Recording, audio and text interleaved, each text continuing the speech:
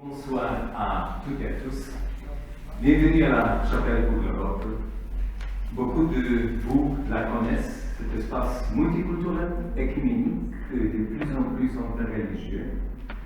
Et le rêve, il y a 21 ans, était de créer ensemble un lieu de rencontre, dialogue, spiritualité. Je crois que nous savons tous comme la culture des dialogues, de se rencontrer, de s'écouter, est importante dans la société multiculturelle d'aujourd'hui. Voilà, bienvenue.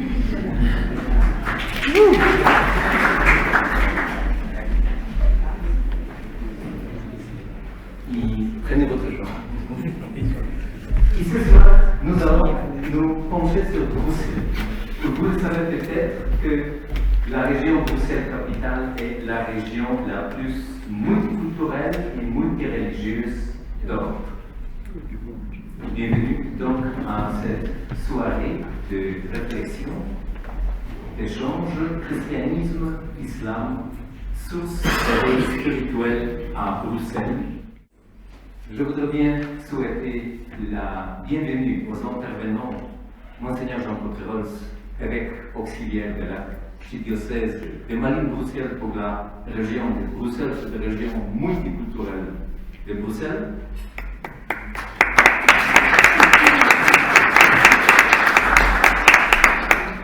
Monsieur Hichem Abdelgawad, professeur de sciences de religion à UCL. Et le doctorat, en tout cas, vous avez commencé avec le doctorat à UCL en collaboration avec ULB, collaborateur à la revue Rivage, auteur de plusieurs livres dont Musulmans et chrétiens, piste pour un dialogue justement sans angélisme ni pessimisme, ou les questions qui se posent aux jeunes sur l'islam. Et cet intervenant entre en dialogue avec deux jeunes professionnels, Seda Urkan, étudiante en sciences pharmaceutiques à l'UCL, engagée dans l'initiative citoyenne de l'Union Help la cuisine solidaire à Bruxelles. Il s'est déjà habité dans le pays différent, donc elle est marquée par diverses cultures. Bienvenue Seda.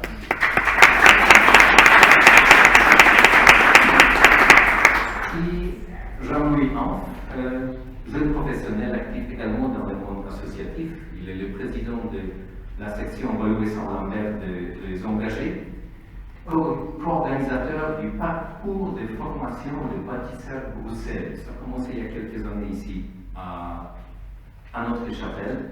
Et aussi, Jean-Louis est passionné par les questions interculturelles.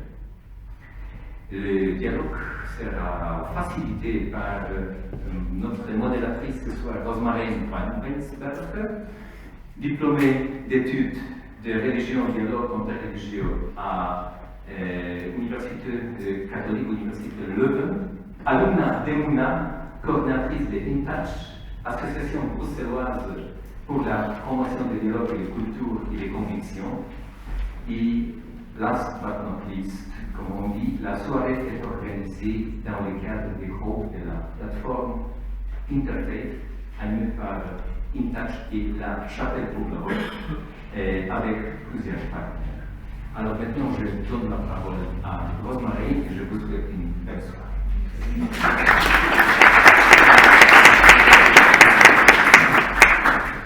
Bonsoir à tous, bonsoir chers intervenants. Il y en a donc en fait 4, pas seulement 2. Ça a été le désir, le souhait de, tout d'abord, de Monseigneur Cockrolls, de plutôt avoir un dialogue ou une conversation, et notamment avec des jeunes professionnels, que de donner une conférence. Je crois que c'était dès le début ça, quand on organisait ici, quand on voulait organiser cette soirée. Mais pour commencer, on va quand même poser, peut-être d'abord à vous, Monsieur Hicham, et puis après à vous, Monseigneur, une petite question.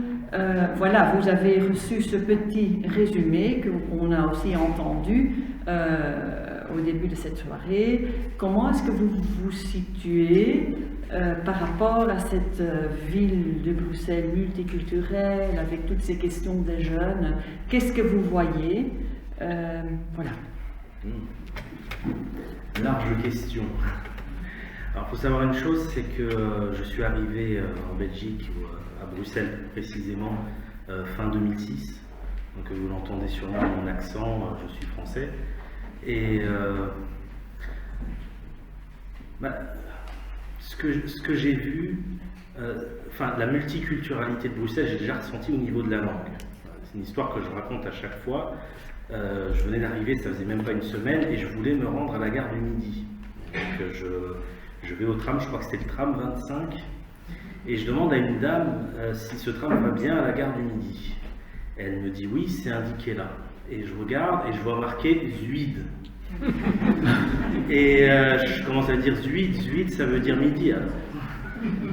Donc évidemment, c'était mon premier contact avec la langue flamande, et au fur et à mesure je me suis un petit peu habitué, mais j'avais déjà senti ce qu'on pourrait qualifier à la fois d'une opportunité, mais en même temps d'un défi, parce que j'ai vite compris qu'entre les francophones et les flamands, c'était pas toujours très très simple.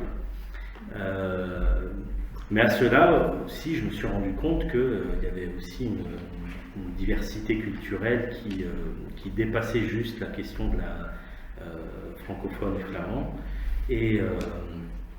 et notamment avec des populations musulmanes diverses et variées, sachant que là où je viens en France, c'est très algérien.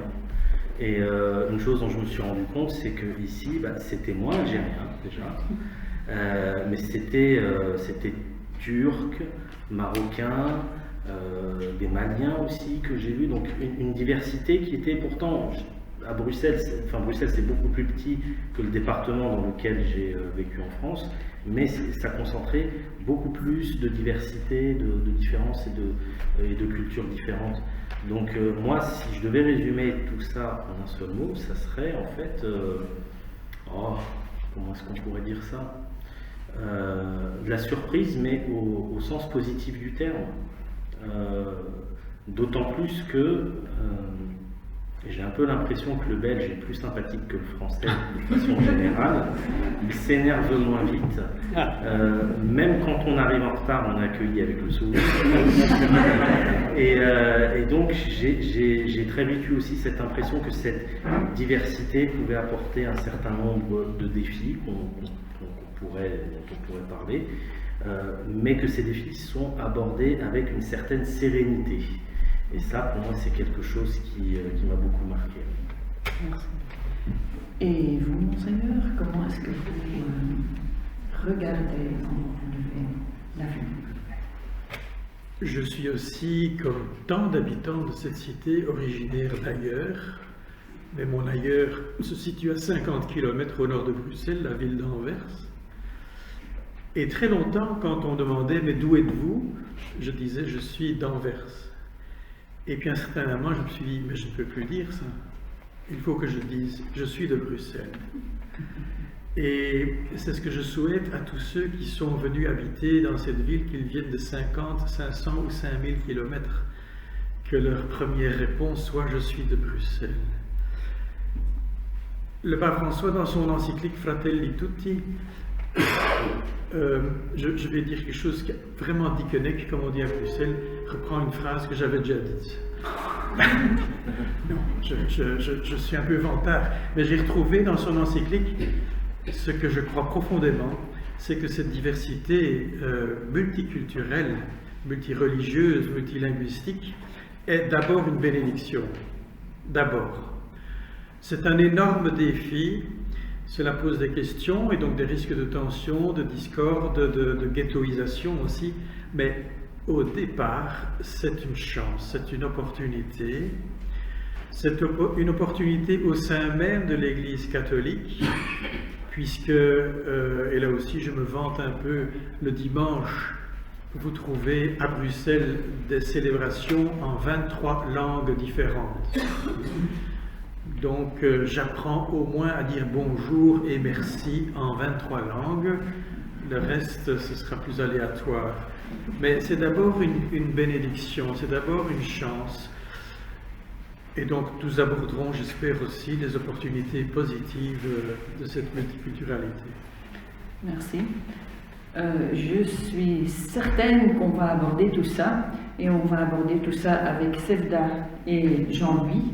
Sevda, est-ce que je peux te demander d'abord un peu ta réaction déjà à ce que tu as entendu, et peut-être aussi ce que toi, comme plus jeune, tu vois au niveau des jeunes et des jeunes adultes dans cette diversité de Bruxelles.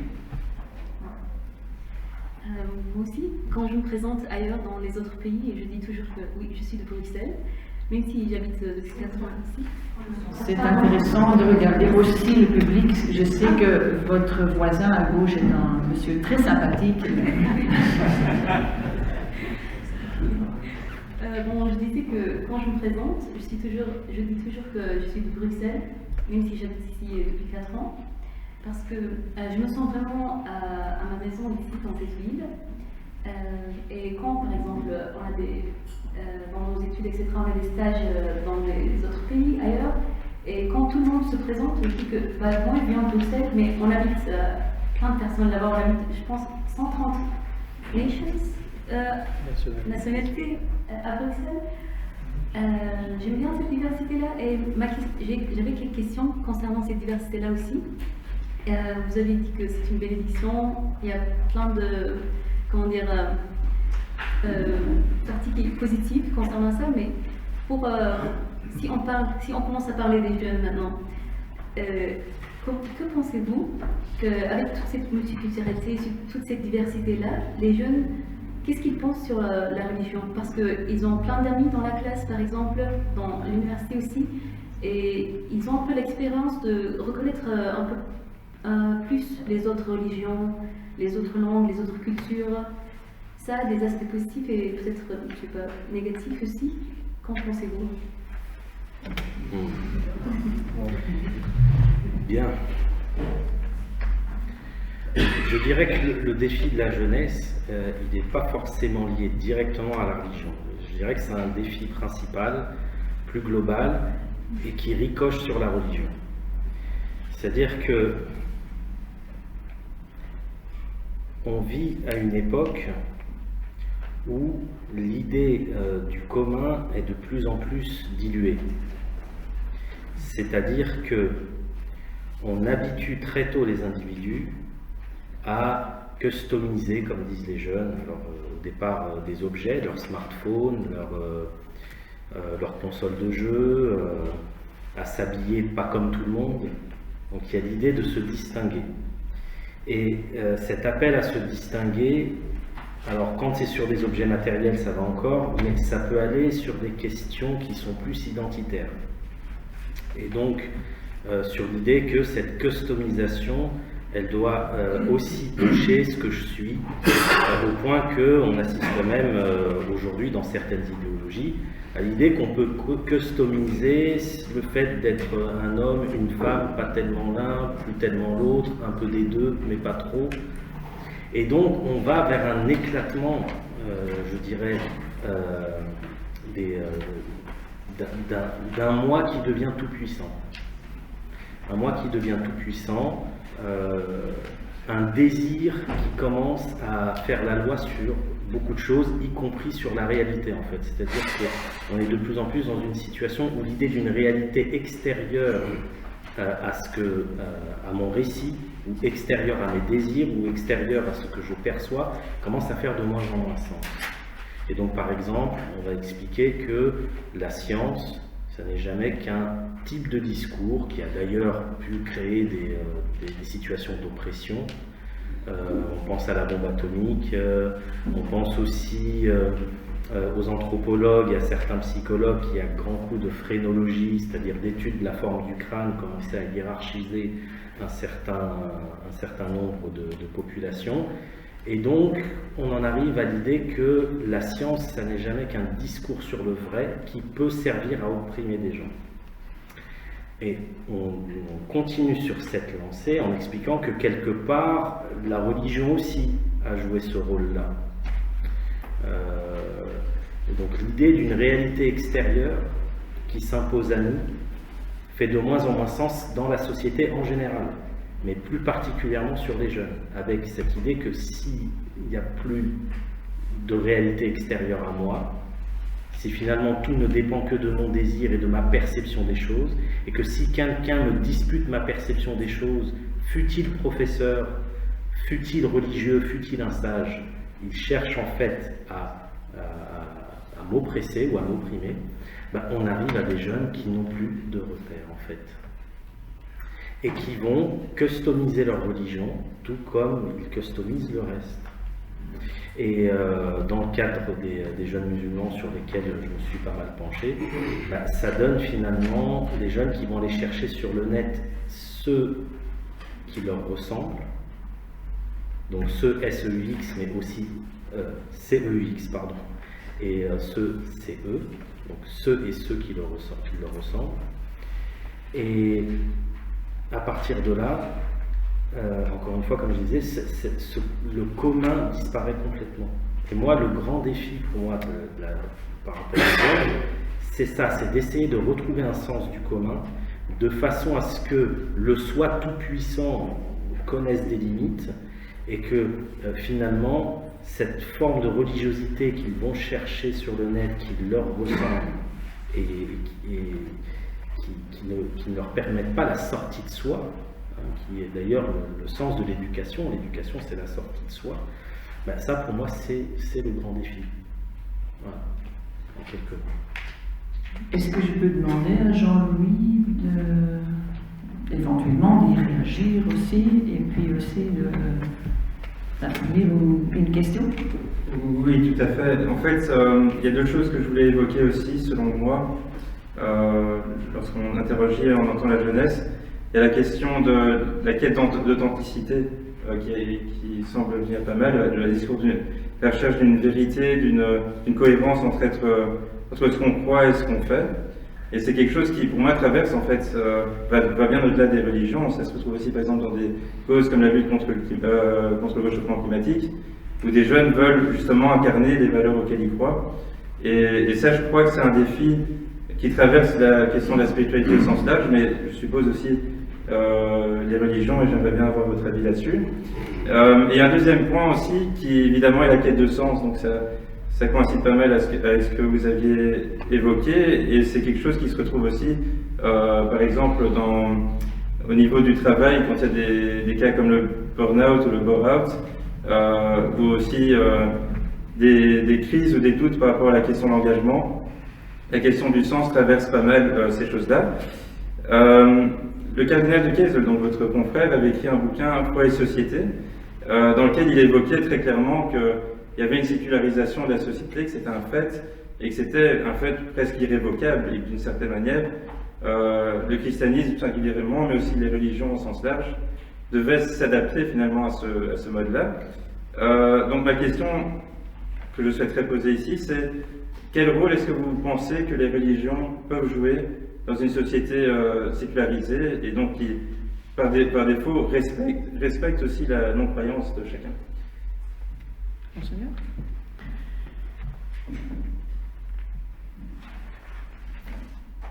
Je dirais que le rôle principal pour moi, pour le christianisme, je ne me permettrai pas de parler au nom d'autres confessions, mais en tout cas le rôle dévolu au christianisme, c'est le même rôle dévolu au Christ, c'est-à-dire de faire signe.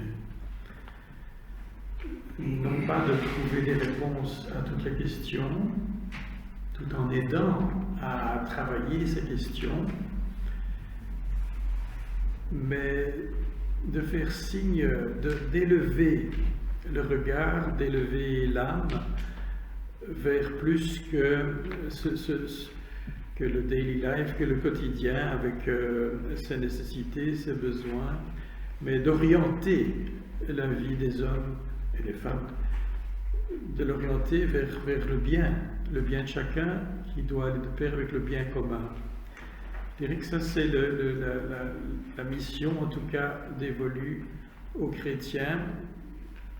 Le livre de Monseigneur de Kiesel dit sans complexe que les chrétiens sont peut-être devenus une minorité au sein d'une société multireligieuse et souvent a-religieuse, mais qu'ils gardent pour autant une mission essentielle, celle que je viens d'évoquer. Et vous, qu'est-ce que vous en pensez? Mais pour moi, c'est lié à ce que j'ai expliqué avant, c'est-à-dire qu'on a une perte du commun, on a une perte finalement de lien avec la réalité, et même par exemple dans les défis, par exemple le défi climatique ou le défi environnemental qui va toucher les jeunes, et à raison, dans quelle mesure c'est fait autrement que sur le mode du « moi je le ressens que ». Moi, à la limite, le rôle que je trouverais aux religions aujourd'hui, à l'islam comme aux autres, c'est d'essayer de sortir de ce « je ressens que » et uniquement ça. Essayer de renouer avec l'idée d'une réalité extérieure, l'idée que le moi, le je, n'est pas l'alpha et l'oméga de la réalité. Ça, je pense que c'est intrinsèque. On ne peut pas adhérer à une tradition religieuse si on ne reconnaît pas quelque chose de plus grand que soi. Alors, il se trouve qu'on a appelé ce plus grand que soi Dieu dans certaines religions, peut-être que dans d'autres traditions, certaines sagesses, on l'appelle autrement. Mais il y a cette reconnaissance d'un plus grand que soi et d'un plus grand que soi absolu. Un terme qui est très très mal connoté aujourd'hui, cette idée d'absolu. Mais ce plus grand que soi qui est absolu, c'est aussi ce qui va m'amener à désirer m'élever. Parce qu'il y a un au-delà de moi. S'il n'y a pas d'au-delà de moi, alors que veut dire s'élever? S'il n'y a pas d'au-delà de moi, il n'y a pas de... Alors à ce moment-là, je suis l'alpha et l'oméga de la réalité. Si je ne suis pas l'alpha et l'oméga de la réalité, c'est qu'il y a quelque chose d'au-dessus. Et s'il y a quelque chose d'au-dessus, je peux m'élever. Et donc je pense que chaque tradition religieuse doit essayer de réhabiliter cette idée d'élévation de soi, cette idée d'un absolu qui nous dépasse et vers lequel on chemine sans l'atteindre, parce que cette transcendance, cet absolu qu'on appelle Dieu, si on atteint le niveau de Dieu, c'est qu'on s'est auto-déifié. Alors peut-être dans certaines traditions religieuses ça peut faire sens, en islam c'est absolument exclu. Donc il y a cette idée d'élévation au-dessus de soi-même, vers un au-dessus de soi-même. Et on peut même essayer de penser ces choses-là en des termes non religieux, c'est-à-dire qu'effectivement, cet au-delà de soi, cette réalité qui nous dépasse, on l'appelle Dieu dans les traditions religieuses, mais on peut avoir une conception plus métaphysique, peut-être adogmatique, tout simplement en reconnaissant que la réalité que l'être humain perçoit n'est jamais qu'une goutte d'eau dans l'océan de ce qu'on pourrait appeler la réalité avec un grand R. Donc c'est ça, c'est cette réhabilitation de la réalité, réhabituer à dire un peu moins moi-je, et peut-être à se taire un petit peu plus, pour essayer de voir ce qu'on peut réceptionner. Ça, c'était un professeur de sociologie de la religion que j'avais eu à l'UCL, justement. À la dernière séance, on lui avait posé la question, mais vous, professeur, qu'est-ce que vous pensez de Dieu, de la croyance, etc. Et sa réponse qui m'avait marqué, il nous avait dit, si Dieu existe et qu'il s'adresse à l'humanité, peut-être que la première chose à faire consisterait à se taire. Et ça m'avait marqué parce qu'on avait passé tout le semestre à parler. Donc, et je pense que ça, c'est quelque chose qu'on pourrait réenseigner aux jeunes, cette capacité à ne pas toujours dire moi je, mais à se taire et à voir ce qui se présente. Ne pas être toujours dans ce contrôle. Merci. J'imagine et je crois et je vois qu'il y a déjà des gens dans le public qui veulent aussi avoir une parole à dire ou poser des questions. Je vais quand même repartir encore une fois et laisser un peu encore la parole aux jeunes ici. Sevda, tu as encore d'autres questions brûlantes? J'aimerais bien. Tu as encore En fait, on a parlé un peu de que les jeunes ont l'idée de se distinguer, ou bien qu'ils doivent se faire un peu, apprendre ça, mais quand maintenant on analyse un peu la société, les jeunes surtout, on voit que généralement ils s'éloignent de la religion, de toutes les religions, mais ils s'adressent un peu, ils se penchent sur la spiritualité. Et vous pensez que, comment dire, est-ce que c'est ces phrases-là qu'on peut... Ah, je m'excuse, j'ai un peu... Je veux dire que si on s'adresse aux jeunes, si on veut on veut les avoir, revoir dans nos sociétés, dans les sociétés religieuses, qu'est-ce qu'on peut faire? Pourquoi ils s'éloignent? Pourquoi vous pensez qu'ils s'éloignent, ces jeunes-là? Mais M. Abdelgawad a déjà donné un élément de réponse, je trouve, capital. Nous vivons dans une société qui fait primer l'individu et ses sentiments. J'ai mon cœur qui fait boum boum, c'est l'émotion qui préside souvent dans l'expérience. Je dirais aussi que donc l'individualisme rend les choses compliquées, mais il reste chez tout le monde, et donc dans toutes les générations, cette quête de sens. Et il y a une difficulté à s'inscrire dans une religion parce que c'est institutionnel, parce que on s'inscrit dans la durée, et les sentiments, ça ne dure pas. Et donc, une religion, on s'inscrit dans une tradition, ce qui nous précède, mais aussi ce qui se présente à nous. Cette inscription dans la durée est aujourd'hui difficile pour les plus jeunes générations. Pour les générations antérieures, c'était acquis, c'était comme ça, on n'avait pas le choix. Aujourd'hui, on peut vivre avec une certaine immédiateté, donc avec l'immédiateté des sentiments, et avec une spiritualité, parce que la spiritualité, ça n'existe pas. Une spiritualité, il y en a des milliers, il y en a des très intéressantes, et il y en a aussi des ridicules, voire des très dangereuses. Mais on adhère à cela, on trouve ça magnifique, parce qu'on est en quête de sens, et puis on change de spiritualité comme on change de chemise. Donc, il n'y a pas de réponse toute faite à votre question, parce que c'est très difficile, en tout cas moi, en tant que responsable d'une religion ici dans cette cité, on en parlera peut-être tout à l'heure, comment est-ce que je peux quand même, au-delà de ces obstacles, de la difficulté d'inscrire les choses dans la durée, de dépasser les sentiments, d'inscrire une démarche religieuse aussi au niveau de la raison. La religion ne fait jamais abstraction de la raison.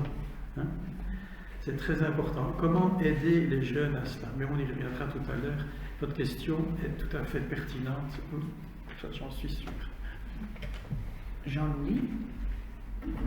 Pour rebondir à la question des sentiments, il y en a un aussi qui me semble important, c'est la peur, qui est le plus grand des sentiments. Et d'une certaine manière, j'entends aussi que les religions font peur.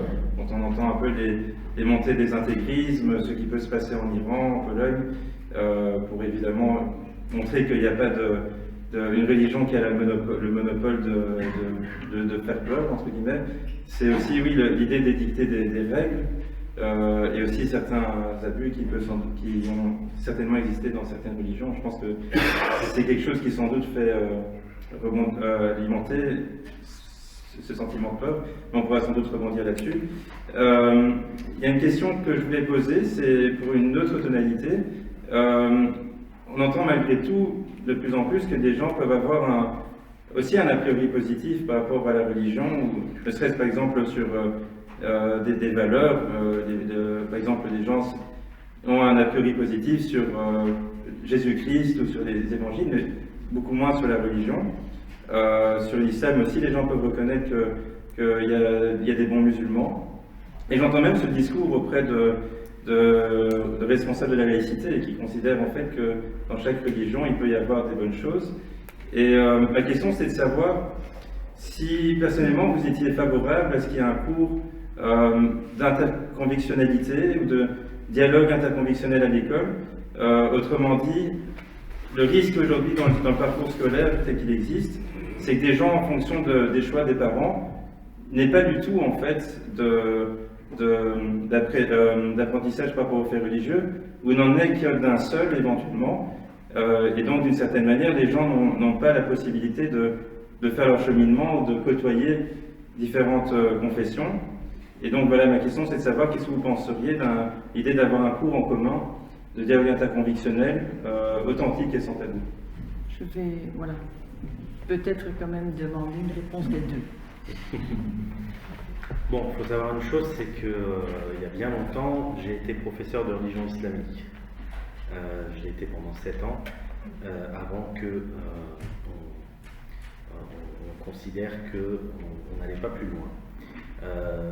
Donc, sur la question du fait religieux à l'école, moi je suis évidemment pour. Après, la question c'est est-ce que ça doit se passer sous l'angle du cours confessionnel ou sous l'angle d'un cours qui s'apparenterait à un cours de sciences des religions, en fait, d'histoire des religions ou de philosophie de la religion. Je n'ai pas d'avis tranché, mais une chose me semble essentielle, c'est que quel que soit le modèle qu'on choisit, il faut aller vraiment au bout des choses et aiguiser ce qui s'apparenterait à une discipline de l'esprit sur lui-même, c'est-à-dire la capacité de détecter dans des propositions de sens, qu'elles soient religieuses ou non, des propositions qui peuvent relever de l'absurde, et il y en a. On va dire par exemple, quand on a des gens qui nous expliquent que la Terre est plate, ils le font sur le mode de l'idéologie, donc d'une proposition de sens. Qu'est-ce qu'on donne aux futurs citoyens pour que, face à la myriade d'idéologies avec lesquelles il va être en contact une fois arrivé à l'âge adulte, il soit capable de séparer le bon grain de l'ivraie, y compris dans les propositions de sens religieuses. Parce que quand j'entends que la religion recule chez les jeunes, c'est pas sûr pour la jeunesse musulmane. Mais ils ont tendance à quitter effectivement une forme de religiosité qu'on peut qualifier de traditionnelle pour se tourner vers des formes modernes, voire post-modernes, de type salafisme, wahhabisme, le frérisme, donc les fameux frères musulmans, etc., qui sont des islams très identitaires, où le moi, le je est érigé au niveau d'incarnation du vrai. Et donc on a des jeunes qui vont nous dire, le doigt levé comme ça, du haut de leurs 16 ans, l'islam dit que, 2 points, ouvrez les guillemets. Toi, papa, 50 ans, moi à 16 ans, j'ai mieux compris l'islam que toi. Parce que moi je lis des savants, attention. Toi par contre, ton islam, c'est un islam du bled, etc. Donc qu'est-ce qu'on fait pour prémunir les jeunes par rapport à ce type d'idéologie? Est-ce que ça doit se faire dans un cours confessionnel? Est-ce que ça doit se faire dans un cours de philosophie ou un cours d'histoire des religions? Ça, je laisse la question ouverte parce que j'admettrais ne pas être neutre sur cette question-là. Mais ça doit être fait. Dans tous les cas, mais ça, peut-être que ça peut se faire plutôt en intra-religieux, en dehors des écoles. Réhabiliter justement ce concept de tradition, ce concept du passé qui accompagne le présent. Il y avait un historien musulman qui s'appelait Nasr Abu Zaid, qui avait donné une très belle définition de la tradition. Il avait dit la tradition c'est une démocratie dans laquelle les morts ont le droit de vote. Et je trouve que ça résume très bien cette idée de tradition et qui est devenue complètement étrangère aux jeunes. Donc voilà, très rapide. J'enclenche sur votre finale. Comme nous vivons dans une société de breaking news, l'immédiateté, le concept même de tradition est dévalué alors qu'il est fondamental. Dans la tradition chrétienne, en tout cas dans l'Église catholique, le mot tradition est très important. C'est au cœur même du kérigme. Ce qui m'a été transmis, je vous le transmets. Et Saint Paul aux Corinthiens, donc c'est essentiel cette tradition, cette transmission, à condition que ce soit une transmission vivante, c'est-à-dire un ancrage de ce que je transmets dans la réalité d'aujourd'hui. Jean-Louis, tu posais la question d'un cours de dialogue interreligieux. Tout ce qui favorise le dialogue, je suis pour, mais je ne crois pas qu'un dialogue s'apprend par un cours. Je pense que c'est une expérience à vivre au quotidien. Et que personnellement, je continue à être favorable aux cours de religion parce que c'est une façon précisément de faire comprendre aux élèves qu'ils s'inscrivent dans une tradition, qu'ils n'inventent pas, parce que vous faisiez allusion à votre... C'est votre fils de 16 ans qui dit ça? Non, j'ai pas encore 50 ans. Ah bon, rassuré. Mais pourquoi est-ce qu'il ose dire ça? Parce qu'il croit avoir trouvé tout seul. Et le fait de recevoir nous inscrit dans une histoire et nous grandit ainsi. Ça ne nous rapetit pas, ça nous grandit de nous inscrire dans une tradition. Encore faut-il savoir qu'elle est vivante. Donc je réponds un peu directement à ta question. Dialogue, oui, cours. Au début de la soirée, nous avons dit que ça allait être plutôt une conversation. Et dans cette conversation, on aimerait aussi vous inclure. Donc, le moment est venu, je crois, pour encore plus ouvrir the floor.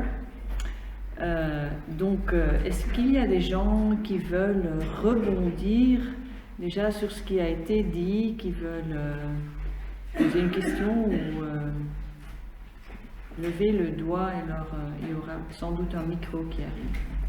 Vous pouvez poser aussi des questions à tout le monde, il se sauve à moi, s'il vous plaît.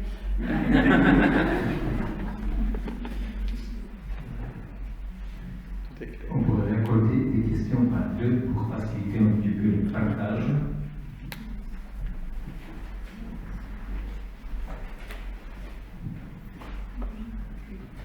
Bonsoir, merci beaucoup pour déjà le premier échange qui est tout à fait très enseignant. Il y a une question qui me brûle les lèvres et c'est peut-être un détail, mais ce sera peut-être un détail pour vous, mais elle me brûle vraiment les lèvres. C'est lorsque vous avez parlé de ce que est très intéressant, ce phénomène social où le jeune se retrouve à dire moi je, essaye de trouver une identité qui lui correspond dans le monde et de trouver un modèle, en fin de compte, on est dans l'orchestration, la customisation, vous avez dit. Est-ce que vous constatez qu'il y a une différence d'approche selon le genre? Est-ce que le genre féminin ou le genre masculin a une démarche un peu différente? Et je me permets de vous poser la question parce que vous êtes terriblement en contact avec les jeunes, qu'ils soient les garçons ou les filles. Mais c'est vraiment une question qui m'interroge très fort pour voir par quel coup on doit retrouver aussi cette démarche plus de l'intérêt commun. Femme de la vie, une femme procréée, une femme investie par le fruit des entrailles dans la société. Donc peut-être simplement sans avoir aucun a priori, je voulais voir si vous pouviez un tout petit peu creuser par rapport à ça. Merci. Encore une autre question?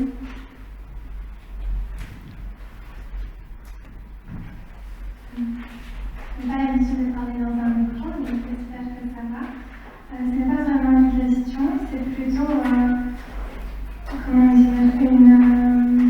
une impression et une surprise de ce que cette soirée, cet intervenant, M. Hicham en particulier, en tant que toujours, et mis le doigt et exprimé de façon si claire les inquiétudes que je porte, parce que effectivement, je ne peux que constater à quel point on vit, là je vais parler de mon point de vue de jeune, je sors de mon point de vue de jeune, à quel point les jeunes qui m'entourent, pour la plupart, effectivement, manque de sens, veulent en chercher un, veulent chercher une communauté, quelque chose où s'ancrer, et vu que tout ça, ils ne le trouvent plus dans une religion, parce qu'ils ne voient peut-être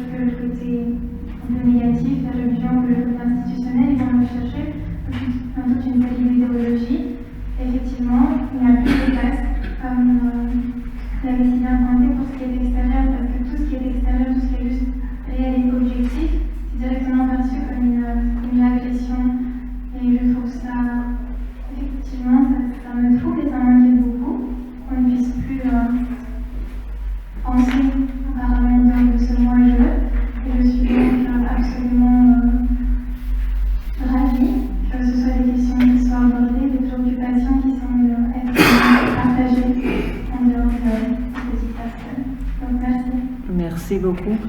Là, il y a peut-être quand même ce n'est pas une question, mais la question justement de foi et raison revient un peu ici aussi, je crois.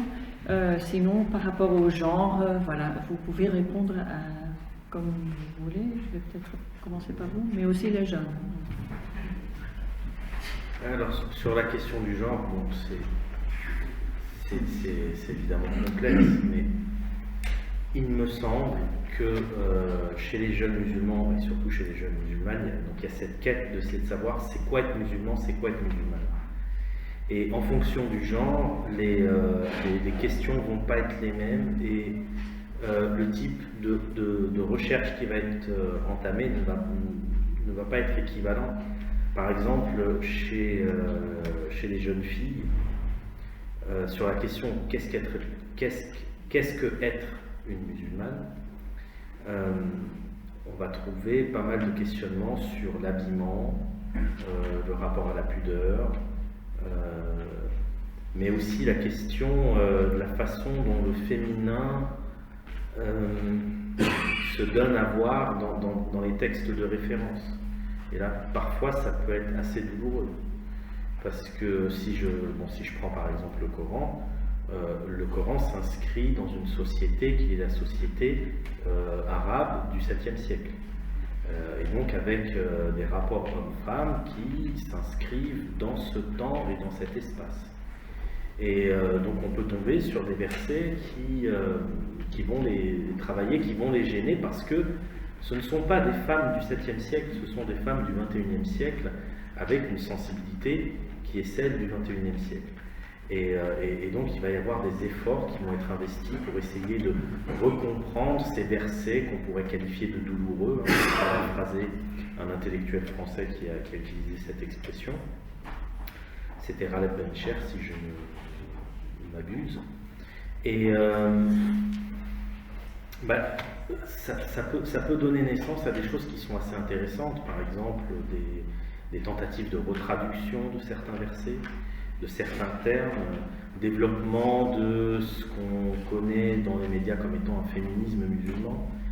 Ça peut aussi donner tout simplement des femmes qui n'arrivent pas à passer au-dessus de ce blocage et qui, après plusieurs tentatives de négociation de sens, en quelque sorte, finissent par prendre leur distance avec la religion islamique. Et à ce niveau-là, j'en veux énormément à ceux qu'on pourrait qualifier de théologiens musulmans, mais est-ce que même ils méritent ce titre-là? Je ne sais pas. Parce qu'ils ne répondent pas à ces questions-là, à ces inquiétudes-là.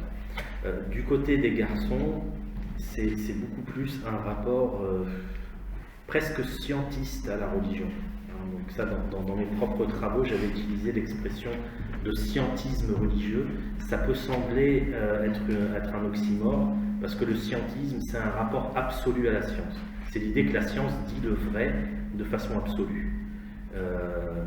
Alors, comment est-ce qu'on peut être dans un scientisme religieux? En transformant la religion en une science qui dit le vrai, mais qui dit le vrai sous l'angle vraiment de la preuve, pas sous l'angle justement du signe ou du symbole, ou sous l'angle métaphysique, mais vraiment l'idée que la religion, elle est basée sur des preuves, les preuves étant les paroles du prophète, etc.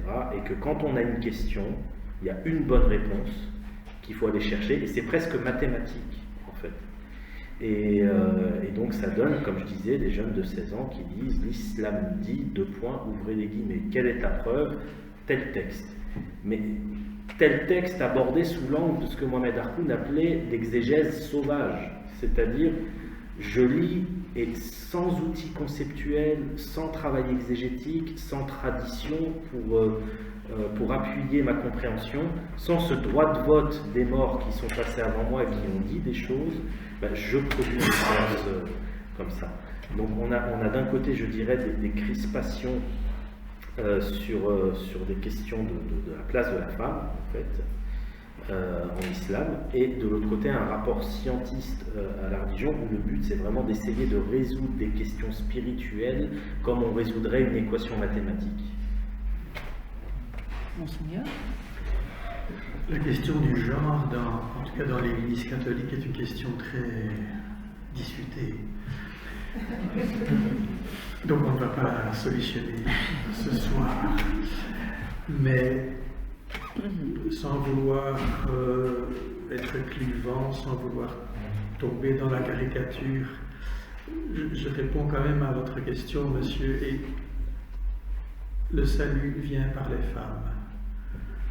Je crois vraiment que s'il y avait une meilleure écoute entre hommes et femmes et entre jeunes gens et jeunes filles, les jeunes filles auraient beaucoup à dire. C'est une expérience que j'ai faite, c'est un constat, c'est qu'il y a un accueil du mystère, une sensibilité et aussi un courage, une persévérance chez les jeunes filles, il y a moins souvent chez les jeunes gens. Maintenant, je répète, je ne veux pas faire des cases et je pense que il faut que tout le monde se parle. Mais mon constat est quand même, je donne quand même une réponse assez claire à votre question. Est-ce qu'il y a d'autres questions brûlantes dans cette partie de la salle?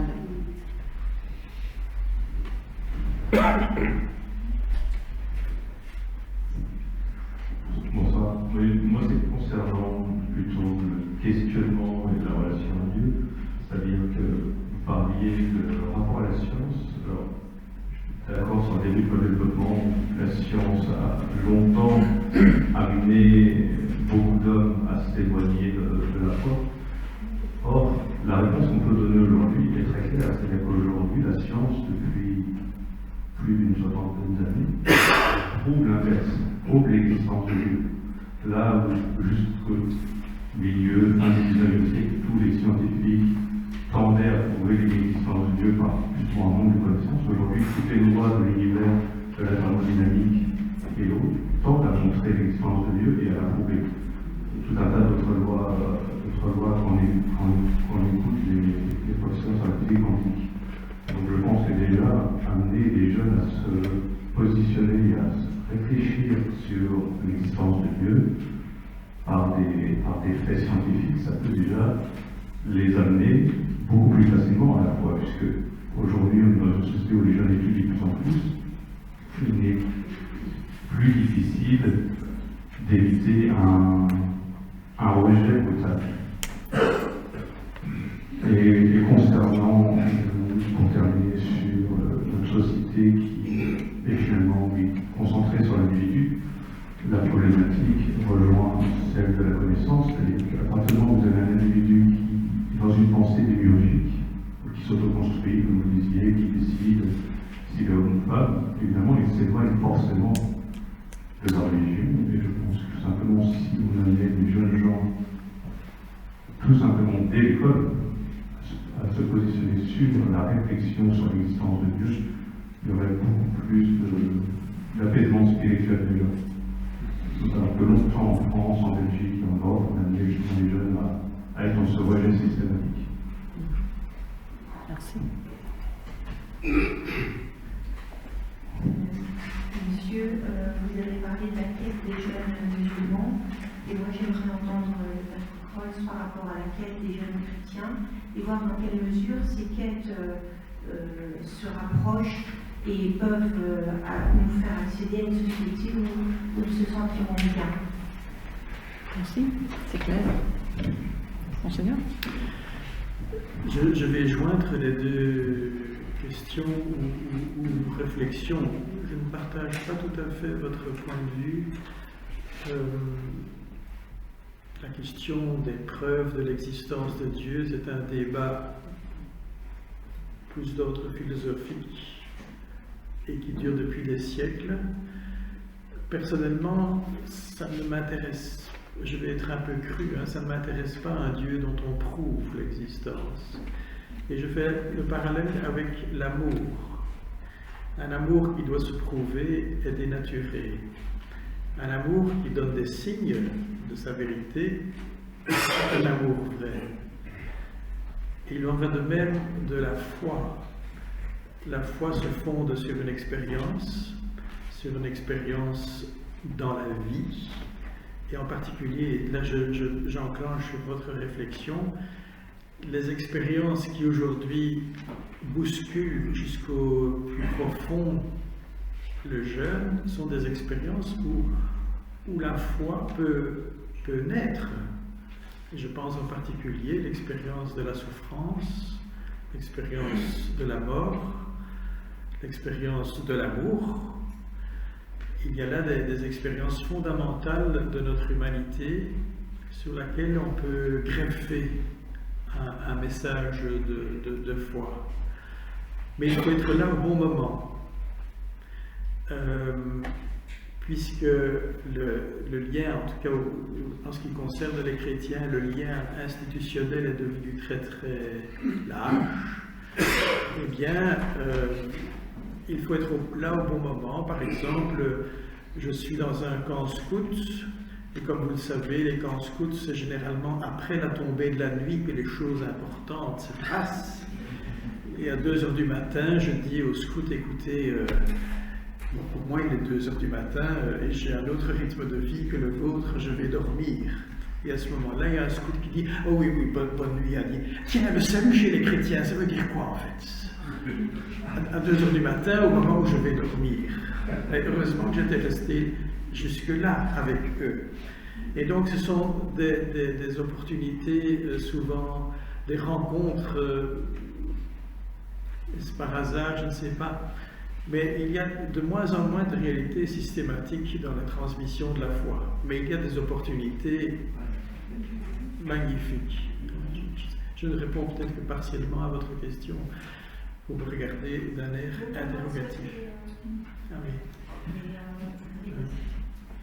Donc, parce que je trouve qu'il y a vraiment de l'espoir, il y a vraiment des belles choses qui sont faites déjà, et ça me peine un petit peu d'entendre parfois qu'il n'y en a plus, il n'y a plus de, etc. Alors que, non. Voilà. Je crois qu'il y a beaucoup de gens qui cherchent, beaucoup de jeunes qui cherchent, mais qui ne savent pas ce qu'ils cherchent. Ils cherchent à savoir ce qu'ils cherchent vraiment. Mais ils cherchent, et ça c'est déjà pas mal. Je donne un bête exemple. Le week-end prochain a lieu à Maretsu le week-end de lancement des Journées mondiales de la jeunesse. On avait prévu, étant optimiste, qu'il y aurait 250 jeunes francophones. Il y a 1200 inscrits. Je ne sais pas où on va les mettre. Mais c'est signe qu'il y a une quête, qu'il y a quelque chose. Hein? Et il trouve là une formule qui n'engage pas trop, un petit peu, et puis c'est entre jeunes. Je crois que là, il y a une dimension essentielle, c'est le rôle que les jeunes jouent vis-à-vis des autres jeunes. Et quand on a des jeunes qui, même de façon exagérée ou exubérante, évoquent leur foi, ça interroge les autres. Et il y a là quelque chose qui se met en route. Donc voilà, ça ne répond que par plan qu'à votre question. Mais... En vous écoutant, j'ai aussi envie d'avoir un peu l'avis de ces 2 jeunes qui sont ici parmi nous, d'avoir peut-être aussi votre propre rôle, et puis après vous avez peut-être encore d'autres questions que vous voulez vraiment poser. Oui, pour compléter un peu ce que dit Monseigneur aussi.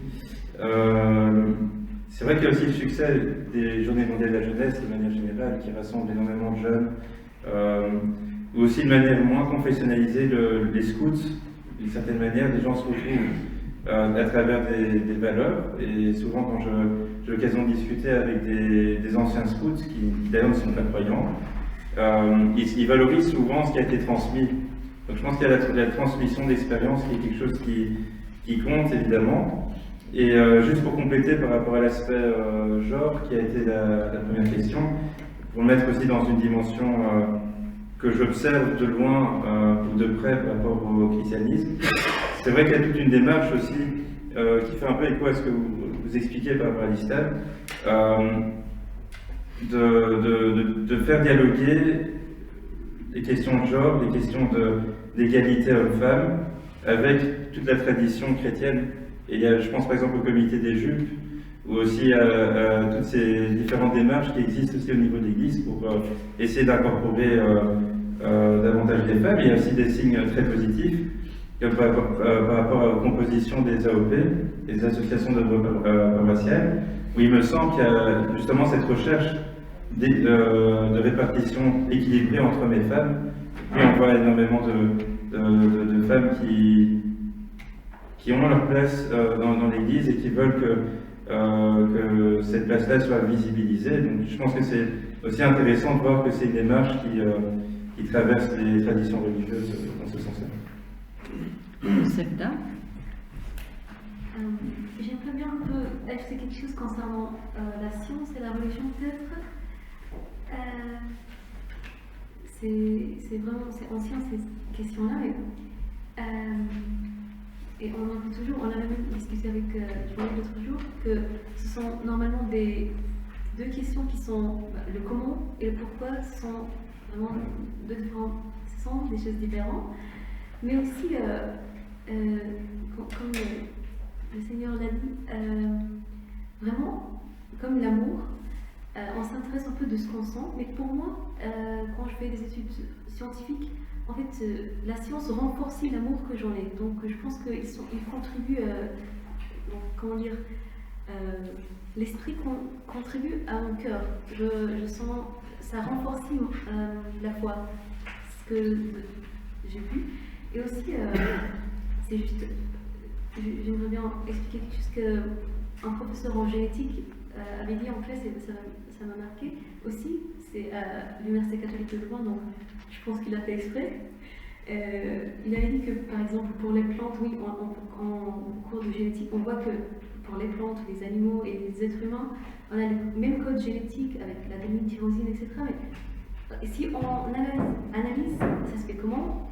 On peut trouver quelque chose avec la science, mais pourquoi on a utilisé la même code, les mêmes clés dans la plante, et même dans l'animal, et même dans l'être humain? Donc ça doit avoir quelque chose en lien, en commun. C'est peut-être celui qui a créé tout ça et un seul. Je ne sais pas si je fais plein de fausses grammaticaux, je m'excuse. Mais je voudrais ajouter concernant la science et c'est de ma part. Dans tout ce qu'on a déjà entendu, il y a certainement beaucoup d'éléments super intéressants et il y a encore peut-être deux choses qu'on n'a pas tout à fait encore abordées. Il y a la société qui est ce qu'elle est et nous y sommes, et nous y sommes en tant que musulmans, en tant que chrétiens, non seulement personnellement mais aussi institutionnellement. Et il y a deux questions que je veux, moi, poser aux intervenants. C'est la question de réforme au sein de nos façons de vivre notre foi, de nos institutions, nécessaires, pas nécessaires, comment est-ce qu'on avance, etc. Et puis la question qui a été lancée aussi tout au début de la soirée, dans tout ça, est-ce que les musulmans, les chrétiens, est-ce qu'on peut aussi cheminer ensemble? Donc, deux questions. Je commence. Si vous voulez. Je vais peut-être plutôt répondre à la deuxième question sur le fait de cheminer ensemble. Et donc là, peut-être que justement, je vais mettre en pratique le sans-angélisme, justement. Parce qu'il me semble que c'est tout à fait envisageable et c'est même désirable, mais il y a quand même un certain nombre de prérequis pour que les choses se fassent correctement. Et alors, j'ai pas retenu son nom, donc j'ai été le rechercher sur Internet, mais bon, quand je lis par exemple un prêtre flamand, alors de Kortemark apparemment, qui s'appelle comment?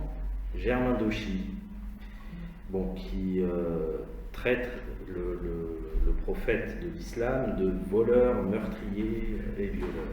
Bon, c'est pas n'importe qui, je veux dire, c'est quand même un prêtre, etc. En plus, je crois que c'était à l'occasion d'une sortie scolaire. Il avait dit ça devant des jeunes. Bon, évidemment que ces propos lui appartiennent et n'engagent pas l'ensemble communauté chrétienne ou de l'Église ou autre. Mais ce qui m'a fait mal, c'est pas tellement ses propos, c'est plutôt la réaction du diocèse qui a consisté à dire que le prêtre en question regrettait ses paroles et qu'il s'excusait s'il avait blessé des gens. Mais est-ce qu'on peut pas dire au moins que c'est pas vrai, quoi, tout simplement? C'est un petit peu comme si derrière cette réaction, il y avait l'idée, bon, il a été un peu cash, il n'a pas mâché ses mots, mais est-ce qu'il a dit quelque chose de faux? C'est un peu ambigu.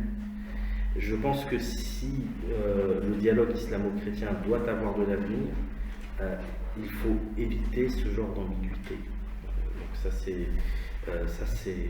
un élément qui me semble assez important, parce que dans les relations que j'ai pu avoir interpersonnelles ou professionnelles avec la communauté catholique, j'ai trouvé des gens qui étaient d'une ouverture extraordinaire.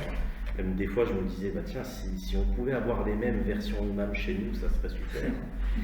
Mais sur d'autres sujets, comme par exemple ce type d'éléments, ou alors des personnes qui vont passer un temps fou à essayer de creuser des approches historico-critiques ou autres, pas dans le but de vulgariser des approches scientifiques sur le fait islamique, mais vraiment dans le but de montrer que l'islam n'est jamais autre chose qu'une supercherie qui a bien fonctionné, ça devient compliqué.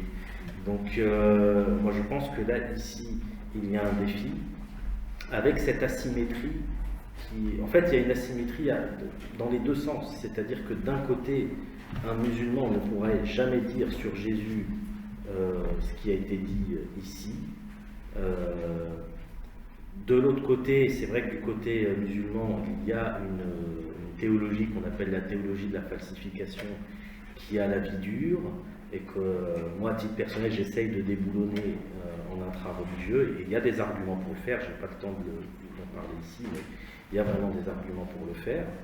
Et donc, ce que je me souviens, comment il s'appelle déjà? Oui, c'était le philosophe français Rémi Brague qui avait soulevé cette question en disant le dialogue islamo-chrétien, oui, mais bon, si c'est pour qu'on me dise en gros que mes textes sont falsifiés, ça va être un peu compliqué. Ben, moi, de l'autre côté, j'ai un petit peu cette difficulté avec certains propos sur le prophète ou sur l'islam qui pose problème.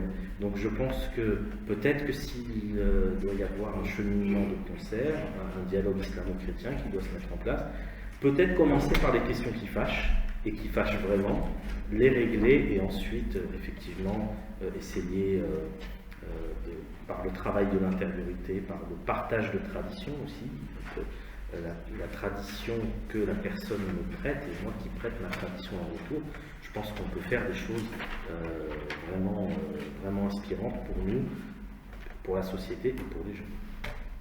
Merci.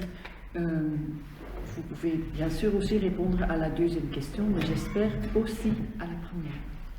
Eh bien, à la première, j'ai envie de reprendre une fameuse interview de Mère Teresa. Vous voyez qui est Mère Teresa, donc on lui demandait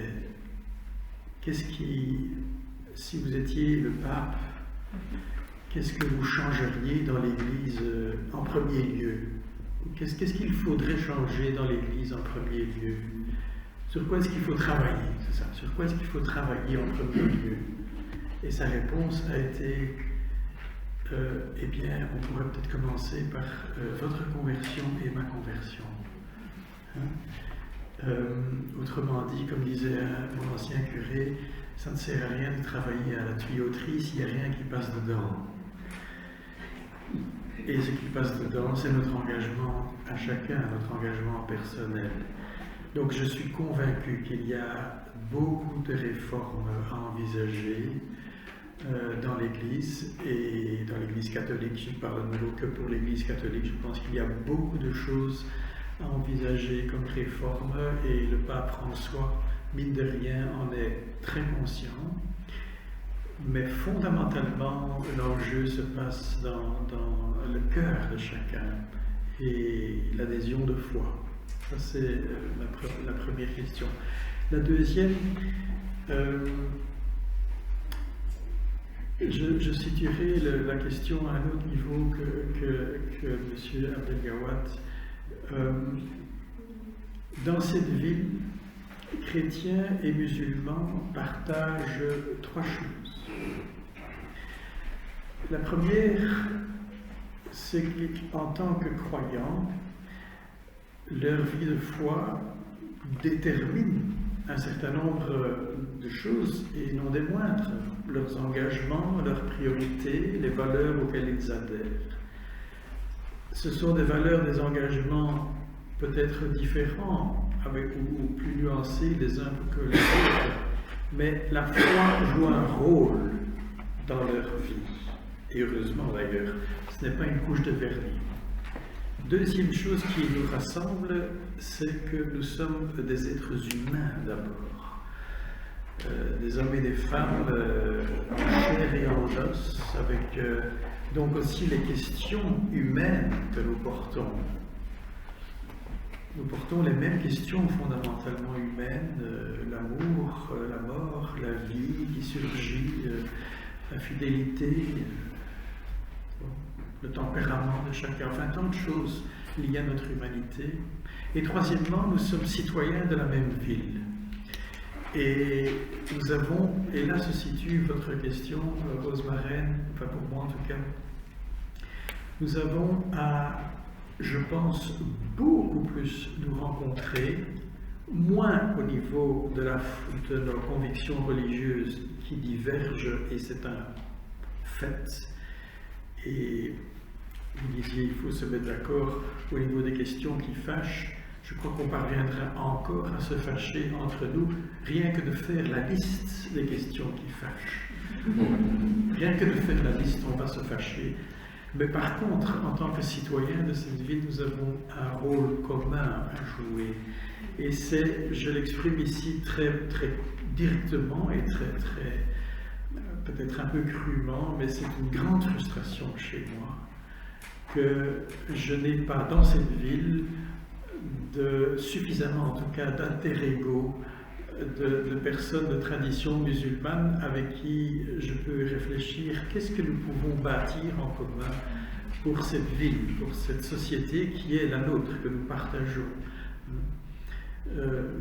Je suis très heureux de cette soirée parce que c'est une occasion de rencontre, mais je vous avoue, peut-être est-ce ma faute aussi, ou en tout cas ma responsabilité, que je n'ai vraiment pas assez d'occasions de rencontrer des personnes de tradition musulmane, sauf dans nos écoles. Et donc je réponds toujours positivement à des invitations dans les écoles parce que c'est là que je peux rencontrer des jeunes de tradition musulmane. Mais sinon, dans la vie de la cité, j'ai beaucoup de peine. Et donc, c'est un peu un appel aussi que je lance, parce que je pense que nous avons à faire quelque chose en commun.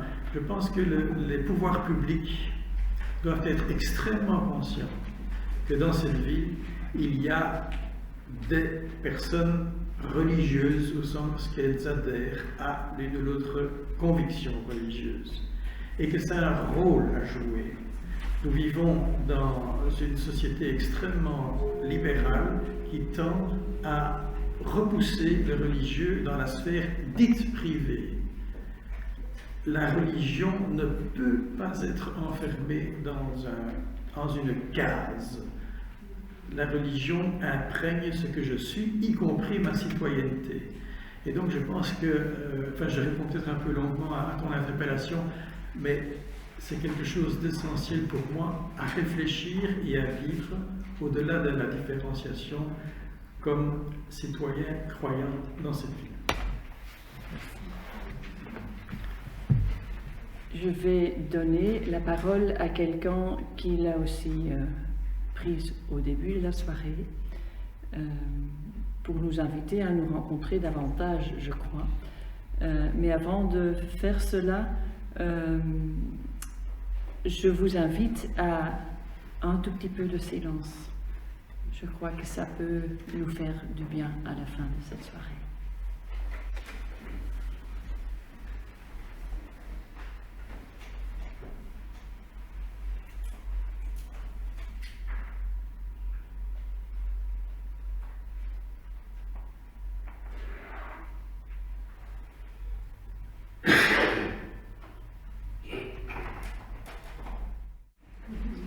merci à nos interlocuteurs.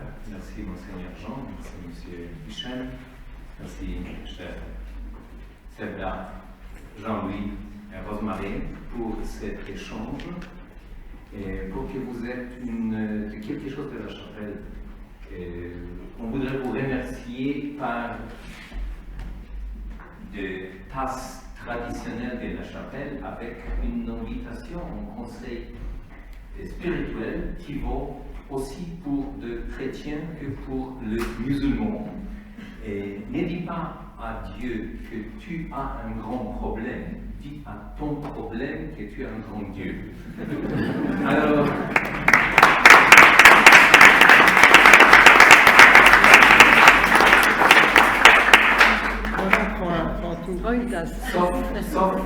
sauf Rosemary, elle a déjà plusieurs tasses de la chapelle, elle va recevoir d'autres choses.